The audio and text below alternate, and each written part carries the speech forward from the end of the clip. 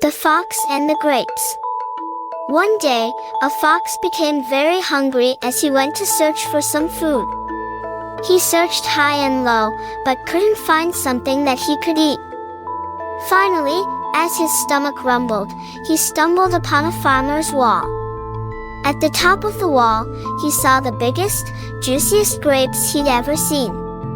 They had a rich, purple color, telling the fox they were ready to be eaten. To reach the grapes, the fox had to jump high in the air. As he jumped, he opened his mouth to catch the grapes, but he missed.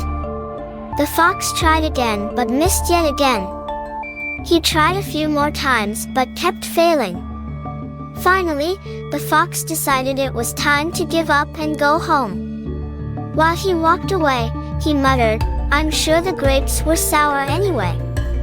The moral: never despise what we can't have, nothing comes easy.